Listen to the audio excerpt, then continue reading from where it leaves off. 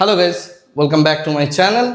আজকে অনেক দিন পর এলাম, প্রায় এক মাসের একটা বড় গ্যাপ ছিল। এই গ্যাপটা হওয়ার পিছনে প্রচুর ব্যক্তিগত রিজন ছিল, সমস্ত কিছুই পার্সোনাল প্লাস শারীরিকভাবে একটু অসুস্থ ছিলাম। বাড়ির একজন ফ্যামিলি মেম্বার এক্সপায়ার করে গিয়েছিলেন। তার সাথে সাথে দেখতে গেলে আমি আমার নিজের যে অ্যালগো ট্রেডিংয়ের ফার্ম, যেখানে আমার নিজের ক্যাপিটাল দিয়ে ট্রেড হবে এবং আমার কিছু স্টুডেন্টও সেখানে ইনভলভ আছে, তাদের নিয়ে একটা বড় অ্যালগো ট্রেডিংয়ের ফার্ম বানানো ইত্যাদি প্রচুর কাজে, পুরো প্যাকড আপ কাজের মধ্যে ইনভলভ ছিলাম। তো সেই সমস্ত কিছু নিয়ে প্রচণ্ড ব্যস্ততা থাকার জন্য বিগত এক মাস আমি আসতে পারিনি এবং এক মাস আমি কোনো ভিডিও দিতে পারিনি। বেশিরভাগ রিজনটাই ছিল অ্যাকচুয়ালি শারীরিক অসুস্থতা, একটা থ্রোট ইনফেকশন হয়েছিল। যাই হোক, সেই সমস্ত বিষয় কাটিয়ে আবার পুনরায় আগের মতো ফর্মে এসেছি। না, আগের মতো নয়, এবারে ফর্মটা অনেক বেশি ডিফারেন্ট হতে চলেছে। তার কারণ আপনারা বুঝতেই পারছেন, পিছনের সেট আপ চেঞ্জ হয়েছে এবং তার সাথে সাথে আমি আমার যে লোকেশন ছিল সেই লোকেশনটাও শিফট করেছি। তো সেই সমস্ত কিছু নিয়ে এরপর থেকে যে ভিডিওগুলো আসবে সেগুলো আরও অনেক বেশি অ্যানালিসিস, প্রচণ্ড স্ট্রং থাকবে এবং পরবর্তীকালে যেভাবে আমি আপনাদের হেল্প করি মার্কেট বুঝতে, বা যে সমস্ত জিনিসগুলো, যেভাবে মার্কেট ডায়নামিক্সটা চলে অ্যাকচুয়ালি, সেই জায়গাগুলোকে আরও কংক্রিট করে নতুন একটা রিফ্রেশ ফরম্যাটে এরপর থেকে ভিডিওগুলো আসতে শুরু করবে। আরও অনেক বেশি ডেপথ থাকবে প্রত্যেকটা ভিডিওর মধ্যে, অনেক বেশি সংখ্যক অ্যানালিসিস থাকবে। তো এই হচ্ছে আপাতত সিনারিওস। বিগত যে কটা দিন আমি আসতে পারিনি, আপনারা অনেকে আমাকে মেসেজ করেছেন, খবর জানতে চেয়েছেন ইত্যাদি ইত্যাদি। তো সেই সমস্ত কিছু বিষয়গুলোকে মোটামুটি এখন আপাতত সব কিছুই মোরাললেস কন্ট্রোলে চলে এসছে, যার জন্য এরপর থেকে আবার আমি পুনরায় আগের মতো ফরম্যাটে এরপর থেকে ভিডিওগুলো আসতে থাকবে। এনিওয়ে, যাই হোক, তো মার্কেটের কথা যদি বলতে হয় বা মার্কেটে যে টোটাল পরিস্থিতি বলতে হয়, আমরা প্রত্যেকেই জানি যে সিনারিওটা খুব একটা ভালো নয়। আমি যাওয়ার আগেও একটা কথা বলে গিয়েছিলাম, এই লং ছুটিতে যাওয়ার আগে 12ই সম্ভবত 15ই জানুয়ারি থেকে আমি বলেছিলাম 28শে ফেব্রুয়ারি অবধি মার্কেটের মধ্যে বিশাল একটা আপস অ্যান্ড ডাউনস থাকবে, ভোলাটিলিটি থাকবে, এরকম একটা বক্তব্য আমি রেখে গিয়েছিলাম। তো 28শে ফেব্রুয়ারি অবধি যদি সময়টা দেখি বা সময়কালটা দেখি, সেই জায়গাটার মধ্যে মার্কেটের মধ্যে ভীষণ রকম একটা আপস অ্যান্ড ডাউনস আমরা দেখেছি। এর মধ্যে ইউএস ট্রেড ডিল হয়েছে, কিছুটা পরিমাণ অ্যানাউন্সমেন্ট হয়েছিল, বিশাল বড় গ্যাপ আপ। তারপরে মার্কেটের স্ট্রাকচারের মধ্যে আমরা দেখেছি যে বড় বড় ক্যান্ডেলে ফল, রাইস ইত্যাদি সমস্ত কিছু হয়েছে পুরো এই ফেব্রুয়ারি মাসটার মধ্যে। এরপরে আমরা মার্চ মাসে পড়লাম। মার্চ মাসে পড়ার সাথে সাথেই নতুন একটা ইভেন্ট, আরও অনেক বেশি ডিভাস্টেটিং একটা ইভেন্ট আমরা দেখতে পাচ্ছি এই মুহূর্তে, এবং সেটা আর কিছুই নয়, যেটা আমরা প্রত্যেকেই জানি, সেটা হচ্ছে এই ইসরায়েল ইউএস দুজন মিলে ইরানের ওপর যে অ্যাটাক, ইরানের তার প্রত্যাঘাত করা, এই সমস্ত বিষয় নিয়ে এই মুহূর্তে জিওপলিটিক্স থেকে শুরু করে পুরো মিডল ইস্ট একদম উত্তাল পরিস্থিতিতে রয়েছে। মিডিল ইস্টকে মিডিল বলা হয়, পৃথিবীর পুরো মিডিল বলা হয়, কারণ এটা ইস্টার্ন যে জোনটা রয়েছে এবং তার সাথে ওয়েস্টার্ন যে জোন, এই দুটোকে পুরোপুরিভাবে কানেক্ট করে। এটা বিজনেসের জন্য যথেষ্ট ইম্পর্টেন্ট। তো যেহেতু এরকম একটা জায়গার মধ্যে এই টাইপ অফ অ্যাট্যাক হচ্ছে, তো সেক্ষেত্রে আমরা এখানে দেখতে পাচ্ছি যে পুরো পৃথিবী জুড়েই একটা বিজনেসের মধ্যে ইন্টারাপশন আসছে এবং এটা কিন্তু হতে থাকবে। সেটা হরমুজ প্রণালীর কথাই বলি বা যে অ্যাটাকগুলো চলছে, যেখানে বিশেষ করে দুবাইয়ের মতো একটা সেফ প্লেসকেও অ্যাটাক করা হচ্ছে। তো এই প্রত্যেকটা জিনিস যেগুলো আমরা দেখতে চলেছি, যার জন্য কিন্তু মার্কেটের মধ্যে এই ডামাডোলটা আমরা দেখতে পাচ্ছি। আজকের দিনে মার্কেট যথেষ্ট বড় একটা গ্যাপ ডাউন দিয়েছে। তো যাই হোক, এই পরিস্থিতির মধ্যে যাচ্ছি। তো সমস্ত পরিস্থিতিগুলোকে নিয়ে বর্তমানে এই মুহূর্তে আমরা যে জায়গায় দাঁড়িয়ে রয়েছি এবং আজকের টোটাল মার্কেটের যে স্ট্রাকচারটা, সেটা নিয়ে প্রথমে একটু আলোচনা করি। তো আমরা যদি আজকের মার্কেটের ওভারঅল স্ট্রাকচার দেখি, তাহলে যেটা দেখতে পাচ্ছি, আমাদের ইন্ডেক্সের যদি আমরা পারফরমেন্স দেখার চেষ্টা করি, তাহলে প্রথমেই রয়েছে আমাদের নিফটি, এবং নিফটি সেক্ষেত্রে 1.24% কাছাকাছি একটা ডাউন জায়গার মধ্যে দিয়ে রয়েছে। এছাড়া আমাদের সেন্সেক্সের ক্ষেত্রেও 1.28% কাছাকাছি আমরা ডাউন দেখতে পাচ্ছি। যদি আমি নিফটি, সেন্সেক্স এই দুটো ব্রডার ইন্ডেক্স ছেড়ে দিই, bank Nifty, mid cap Nifty, small cap Nifty, প্রত্যেকটার মধ্যেই কিন্তু আমরা রীতিমতো ডাউন ট্রেন্ড দেখতে পেয়েছি বা ডাউনওয়ার্ডস মুভমেন্ট আজকের ডেটে দেখতে পেয়েছি। এর ছাড়া সবথেকে ইম্পর্টেন্ট যে জায়গাটা, যেটার জন্য অ্যাকচুয়ালি আমাদের মানে মেন স্ট্রাকচারটার মধ্যে যে পরিবর্তনটা আমরা দেখতে পাচ্ছি বা মার্কেটে কতটা ফিয়ার রয়েছে সেটা বোঝার জন্য যে ইন্ডেক্সটা আমরা দেখি সেটা হচ্ছে ইন্ডিয়া ভিক্স।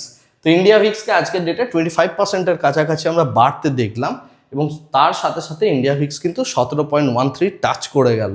তো এটা কিন্তু মার্কেটের মধ্যে যে ফিয়ারটা রয়েছে সেই ফিয়ারটাকে সম্পূর্ণভাবে ব্যক্ত করে। এছাড়া ইউএসডি আইএনআর এর মধ্যেও একটা ডেপ্রিসিয়েশন আমরা দেখতে পাচ্ছি। তার কারণ হচ্ছে যদি আমরা অয়েল প্রাইসকে কন্টিনিউয়াসলি বাড়তে দেখি তাহলে সেক্ষেত্রে আমাদের কিন্তু কারেন্সি ডেপ্রিসিয়েট হবে, this is very much natural. তো সেই জিনিসটাই কিন্তু আমরা এখানে আজকের ডেটে মার্কেটের মধ্যে এই স্ট্রাকচারটাও দেখতে পেয়েছি। এছাড়া বিটকয়েনের মধ্যেও একটা বড় ফল এসেছিল, কিন্তু পরবর্তীকালে যত মানে কারেন্সি রিলেটেড ট্রানজ্যাকশনগুলো হয় সেগুলো পুরোপুরিভাবে বিটকয়েনে হয় বলে কিছুটা পরিমাণ ওটা রিকভার করেছে যতটা পরিমাণ ফল করেছিল সেই জায়গা থেকে। বিশেষ করে যুদ্ধ থেকে শুরু করে এই সমস্ত পরিস্থিতিতে বিটকয়েনের অ্যাক্টিভিটিটা অনেক বেশি বেড়ে যায়। তার কারণ হচ্ছে যে সমস্ত দেশগুলো অ্যাটাক হচ্ছে তারা তাদের যে কারেন্সিটা আছে সেটা ডেপ্রিসিয়েট করবে বলে তারা কিন্তু অনেকটা পরিমাণ বিটকয়েনে চলে যায়, বা এক দেশ থেকে আরেক দেশে ট্রান্সফারের ক্ষেত্রে যেহেতু যুদ্ধের পরিস্থিতিতে বিভিন্ন রকম এক্সচেঞ্জেসগুলো বন্ধ হয়ে যায়, তো সেক্ষেত্রে বিটকয়েন কিন্তু একটা সেফ অপশন হিসাবে ইউজ হয়। এই কনসেপ্টটা মানুষের মধ্যে এসছে অ্যাকচুয়ালি আফগানিস্তান ওয়ারের পর থেকে। তো আফগানিস্তানে যখন একইভাবে এই টাইপ অফ সিনারিওস তৈরি হয়েছিল সেই সময়ের পর থেকে দেখা যায় যে যখনই কোনো অ্যাটাক হয় কোনো একটা কান্ট্রির মধ্যে বিটকয়েনের অ্যাক্টিভিটি বেড়ে যায়, ডাউনওয়ার্ডস আপওয়ার্ডস যাই বলি না কেন। কিন্তু এক্ষেত্রে বিটকয়েন 63,000-এর নিচে নেমে গেলেও পরে সেটা রিকভারি করে। এছাড়া আমরা ইউএস বন্ডের 10 ইয়ার বন্ডের মধ্যেও ইল্ডকে বাড়তে দেখছি, এবং 2 ইয়ার্স বন্ডের মধ্যেও আমরা ইল্ডকে বাড়তে দেখছি। তো এইগুলো হচ্ছে মেজর এরিয়া মার্কেটের মধ্যে, গ্লোবাল মার্কেটের পার্সপেক্টিভ থেকে যদি দেখা হয় এই প্রত্যেকটা জিনিস কিন্তু ইম্প্যাক্ট করছে, এগুলো প্রত্যেকটাই কিন্তু যুদ্ধের কারণে হচ্ছে। এনিওয়েজ, আমরা যদি এছাড়া ব্রডার মার্কেটের যদি পারফরমেন্স দেখি আজকের ডেটে, অর্থাৎ আমাদের যদি শেয়ার মার্কেটের পারফরমেন্স দেখি, তাহলে যেটা দেখতে পাচ্ছি 651টার মতো যে শেয়ার রয়েছে সেগুলো অ্যাডভান্সে রয়েছে। এছাড়া ডিক্লাইন স্টেটের মধ্যে রয়েছে, মোটামুটিভাবে দেখতে গেলে 2600-র কাছাকাছি শেয়ার রয়েছে যেগুলো পুরো নেগেটিভে ক্লোজ। এছাড়া 67টার মতো টোটালি আনচেঞ্জড পজিশনে রয়েছে। আর যদি টপ গেনারের জায়গায় দেখি সেক্ষেত্রে তেজাস নেটওয়ার্ক, পলিমেড, বিএএসএফ, সোলার ইন্ডাস্ট্রিজ, ফিনোলেক্স কেবল, এগুলো মোটামুটি আজকের ডেটে ভালো রকম একটা গেনের জায়গাতে আছে এরকম পরিস্থিতি থাকলেও। এছাড়া যদি টপ লুজারের কথা বলি তাহলে রেলটেল, ইন্ডিগো এবং রেডিংটন, এই তিনটে কোম্পানি মোরাললেস বেশ ভালো রকম পতন ঘটেছে। এই পতনের মূলে যে কারণটা রয়েছে ইন্ডিগোর, সেটা হচ্ছে ইন্ডিগোর ফ্লাইটগুলো ক্যান্সেল হচ্ছে একের পর এক। যেহেতু মিডিল ইস্ট একটা বেশ বড় রকম ফ্লাইটের হাব, যেটা প্রথমেই বললাম যে এশিয়া এবং ইউরোপ দুটো কান্ট্রিকে দুটো কন্টিনেন্টকে পুরোপুরিভাবে কানেক্ট করে। তো সেই জায়গা থেকে দেখতে গেলে ইন্ডিগোর মধ্যে এই পতনটা কিন্তু আমাদের রীতিমতো উদ্বেগজনক, এবং এটা হওয়ারই কথা ছিল যেহেতু এত ফ্লাইট ক্যান্সেল হচ্ছে, বিজনেসে ইম্প্যাক্ট পড়বে। এনিওয়েজ, কিন্তু সব থেকে ইম্পর্টেন্ট যে জায়গাটা, যেহেতু মিডল ইস্টের মধ্যে অ্যাটাক, তো সেক্ষেত্রে 3 থেকে 4টে অ্যাসেট ক্লাস আছে যেখানে কিন্তু রীতিমতো একটা বুম এসছে, রাইট? তার প্রথম যে জিনিসটা সেটা হচ্ছে crude oil and natural gas. Crude oil এবং ন্যাচারাল গ্যাসের মধ্যে এত বড় রকমের একটা যে রাইজ হবে এটা সকাল থেকেই প্রত্যেকেই আমরা বুঝতে পেরেছিলাম, বিকজ আমরা জানি যে এই যে ইরানের কথা যদি বলি, তো সেই জায়গা থেকে দেখতে গেলে ইরান রীতিমতো এই জায়গাটার মধ্যে একটা সাপ্লাই করে থাকে ক্রুড অয়েল এবং ন্যাচারাল গ্যাস বোথ, রাইট? তো এই বিষয়টা যদি হয়ে থাকে তাহলে সেক্ষেত্রে এখানে বুলিশনেস যে দেখা যাবে সেটা খুবই ন্যাচারাল। তো সকাল থেকে যারা ক্রুড অয়েল এবং ন্যাচারাল গ্যাসের ট্রেড করেছেন তারা কিন্তু রীতিমতো প্রফিটেবল হয়েছেন, এবং ইউনিডাইরেকশনাল পুরোপুরিভাবে ট্রেডগুলো রয়েছে। তো এটা কিন্তু খুবই একটা ইজি ট্রেড ছিল আজকের ডেটে দেখতে গেলে, যে কারণে আপনারা আজকের ডেটে দেখতে পাবেন ওএনজিসির মধ্যে কিন্তু একটা বড় রকমের গ্যাপ আপ, যদিও পরবর্তীকালে মার্কেট ফিয়ারের কারণে সেটা সেল অফে পরিণত হয়েছে। বাট অয়েল কোম্পানিগুলোকে এই মুহূর্তে কিন্তু আমাদের নজরে রাখা উচিত, বা যদি আপনি কমোডিটিতে ট্রেড করেন তাহলে সেই ক্ষেত্রে কিন্তু crude oil and natural gas, এই দুটো জায়গায় কিন্তু আমাদের কাছে একটা লিকুইডিটি অপশন রয়েছে। এছাড়া গোল্ড এবং সিলভার, কপার, এই প্রত্যেকটা যদি আমরা অ্যাসেট ক্লাসের দিকে তাকাই, গোল্ড এবং সিলভারের মধ্যে বড় রকমের একটা রাইজ এসছে, কারণ যুদ্ধ থেকে শুরু করে যখনই এরকম কোনো আনসার্টেনটিস আমরা দেখি তখন আমরা জানি যে গোল্ড এবং সিলভারের মধ্যে একটা রাইজ আমরা দেখতে পাই। তো সেই টাইপ অফ সিনারিওস আমরা এই ক্ষেত্রেও দেখতে পেলাম। তো সেই কারণে গোল্ডের মধ্যে বেশ ভালো রকমের একটা রাইজ আমরা দেখতে পাচ্ছি। আগামীকালের ভিডিওতে গোল্ড এবং সিলভারকে নিয়ে রীতিমতো একটা ডিটেল ভিডিও দেওয়ার চেষ্টা করব। আশা করি সেই ভিডিওটা যদি আপনারা দেখেন প্রত্যেকে, তাহলে মোটামুটি গোল্ড এবং সিলভারের মধ্যে অ্যাকচুয়ালি গেমটা কি চলছে সেই বিষয়টা আপনি বুঝতে পারবেন।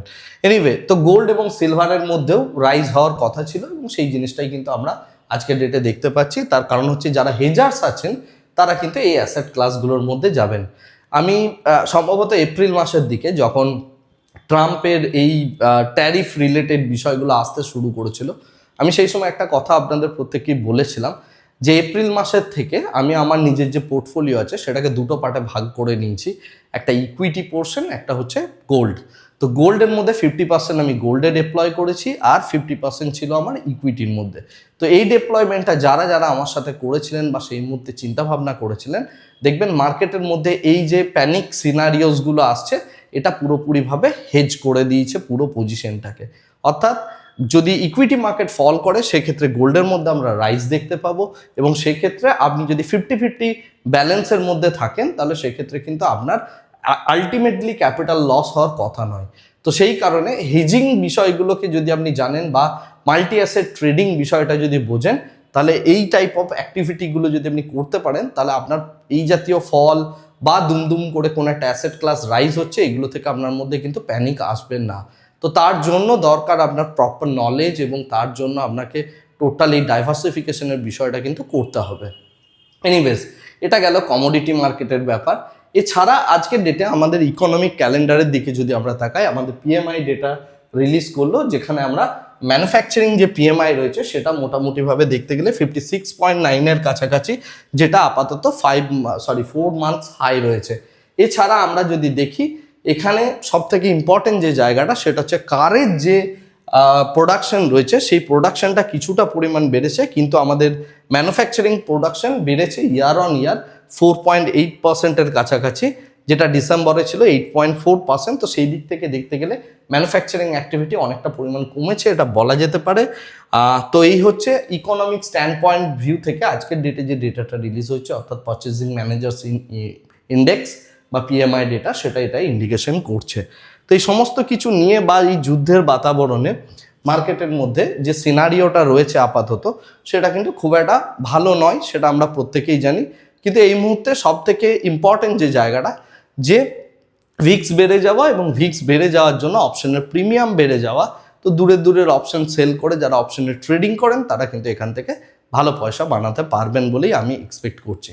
এছাড়া আমরা যদি দেখি আজকের ডেটের টোটাল যে সমস্ত নিউজগুলো রয়েছে, সেটা হচ্ছে 1 নম্বর, ইন্ডিগো 162 ফ্লাইট পুরো মিডল ইস্ট থেকে ক্যান্সেল করেছে, যে কারণে আমরা ইন্ডিগো শেয়ারের মধ্যে পতন দেখলাম। এছাড়া ইউএস নেভি যেটা চাবাহার বন্দরে এবং ব্যান্ডার আব্বাস বলে যে বন্দরগুলো রয়েছে সেগুলোর মধ্যে ইউএস নেভি রীতিমতো ডিপ্লয় হয়েছে এবং স্টাক হয়ে রয়েছে। যুদ্ধের পরিস্থিতির দিকে যদি আমরা তাকাই তাহলে ক্রুড অয়েল প্রাইসের মধ্যে একটা বড় স্পাইক দেখতে পাচ্ছি। এছাড়া ইরানের যে মিলিটারি অ্যালায়েন্স রয়েছে, অর্থাৎ চায়না, তার সাথে আমাদের রাশিয়া, নর্থ কোরিয়া, বেলারুস, এরা ইরানকে রীতিমতো সাপোর্ট করছে যুদ্ধের দিক থেকে দেখতে গেলে। এবং ইউএস এয়ারক্রাফটের মধ্যে যে জিনিসটা দেখতে পেলাম সেটা হচ্ছে F-15 যে সমস্ত এয়ারক্রাফটগুলো রয়েছে ইউএসের, সেগুলো কিন্তু এরপর একের পর এক ধ্বংস হচ্ছে। অর্থাৎ যুদ্ধটা কিন্তু ধীরে ধীরে এসকালেট হচ্ছে। যুদ্ধের পরিস্থিতি যদি এসকালেট হয়, মার্কেট ইনিশিয়াল প্যানিকটা হজম করেছে, মেবি হয় তার 2-3টে দিন যে সময়টার মধ্যে মার্কেট আরেকটু প্যানিকড হবে, কিন্তু তারপর থেকে এই প্যানিক ব্যাপারটা কেটে যেতে পারে। আগামীকালে আমাদের মার্কেটের জন্য আমরা যে জিনিসটা দেখতে পাবো সেটা হচ্ছে আমাদের মার্কেট সম্পূর্ণভাবে বন্ধ। তো সেই কারণে আমাদের মার্কেটে কোনো অ্যাক্টিভিটি নেই, এবং প্রত্যেককে সেই জন্য আমি অ্যাডভান্স হোলি এই সুবাদে জানিয়ে দিচ্ছি আপনাদের প্রত্যেককে হ্যাপি হোলি। যেখানে পুরো পৃথিবী যুদ্ধ করছে, ইন্ডিয়া হয়তো আগামীকাল সেখানে হোলি সেলিব্রেট করবে। এনিওয়ে, তো যেটা বিষয় এই মুহূর্তে যেটা খবর সেটা হচ্ছে ইউএস এবং ইসরায়েল এরা দুজন মিলে জয়েন্টলি একটা অপারেশন লঞ্চ করেছে, যে অপারেশনটার নাম হচ্ছে এপিক ফিউরি। এপিক ফিউরি অপারেশনটা 3 দিন ধরে হবে, এবং এই অপারেশনটা পুরো ইরানের মধ্যে ধরে প্রত্যেককে অ্যাকচুয়ালি মানে যারা সেনাবাহিনীর মধ্যে রয়েছে বা ইরানের মধ্যে স্পেশালিস্ট একদম অপারেশন রান করতে চলেছে ইউএস এবং ইসরায়েল। এটা জাস্ট কিছুক্ষণ আগে আসা একটা খবর। এছাড়া অ্যামাজনের যে ডেটা সেন্টার রয়েছে, যেটা মিডল ইস্টে রয়েছে, সেখানেও কিন্তু আগুন ধরে গিয়েছে। তো সেই দিক থেকে দেখতে গেলে যুদ্ধটা কিন্তু এরপর ভয়ঙ্কর জায়গায় যাচ্ছে। মিডিয়া রিপোর্ট যাই থাকুক না কেন, সেই জায়গা থেকে বোঝা যাচ্ছে। এছাড়া আমরা যদি আজকের ডেটে কি টেকওয়েজ দেখতে চাই, তাহলে নিফটি থেকে শুরু করে যত আমাদের মার্কেটগুলো রয়েছে, সেই প্রত্যেকটা মার্কেটই আমাদের কিন্তু এই মুহূর্তে মানে ডাউন ট্রেন্ডের মধ্যে রয়েছে, বা তার মধ্যে আমরা কিন্তু ভালো রকমের একটা পতন দেখতে পাচ্ছি। এছাড়া বেয়ারিশ ট্রেন্ড মোটামুটিভাবে মার্কেটের মধ্যে রয়েছে। যদি আমি স্টক স্পেসিফিক বলি, যদিও আজকের ডেটে এক্সপায়ারি ডে ছিল যেহেতু, সেই কারণে আমরা মার্কেটের মধ্যে একটা মানে সেকেন্ড হাফের দিকে একটা বেশ বড় রকমের শর্ট কাভারিং বলতে পারি, শর্ট স্কুইজ বলতে পারি, যাই বলি না কেন, সেই সমস্ত দিক থেকে একটা আপওয়ার্ড মুভমেন্ট আমরা দেখতে পেলাম। এছাড়া ক্রুড অয়েল, ন্যাচারাল গ্যাস, এই দুটো জায়গা তো রয়েইছে, যে দুটো জায়গার মধ্যে আমরা দেখতে পাচ্ছি যে বড় রকমের সার্জ যুদ্ধের পরিস্থিতির জন্য, এবং সেটা যথেষ্ট ন্যাচারাল। এছাড়া গোল্ডের মধ্যেও সেম জিনিসটাই দেখতে পাচ্ছি। পিএমআই ডেটা যদি আমরা দেখি, 4 মান্থের সব থেকে হাইয়েস্ট পিএমআই ডেটায় দাঁড়িয়ে রয়েছে, যেটা হচ্ছে 56.9। তো সেই সেন্সে দেখতে গেলে ম্যানুফ্যাকচারিং অ্যাক্টিভিটি ভালো রয়েছে, কিন্তু গ্রোথ কিছুটা স্লো। ওকে।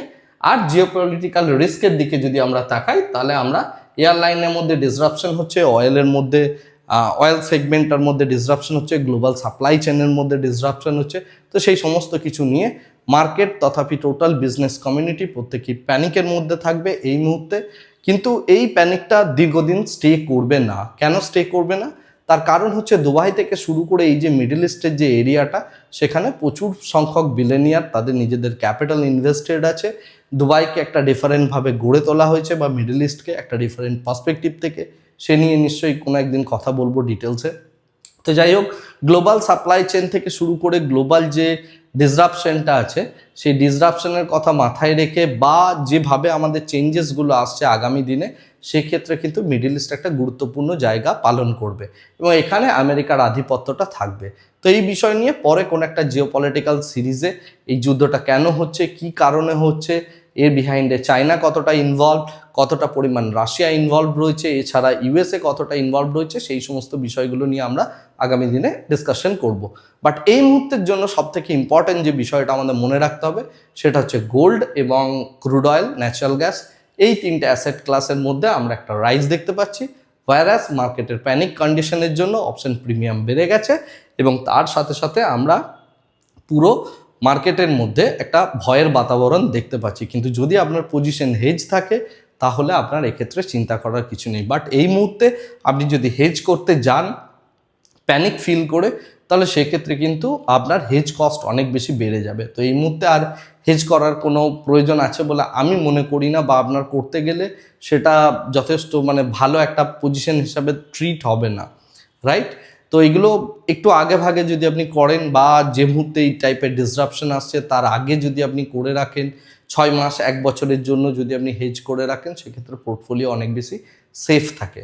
এনিওয়ে, তো এই হচ্ছে টোটাল সিনারিও। অনেকদিন পর এলাম, আশা করি আপনাদের সাথে কথা বলে আমার যথেষ্ট ভালো লাগলো, এবং আশা করি আপনাদেরও ভালো লাগলো।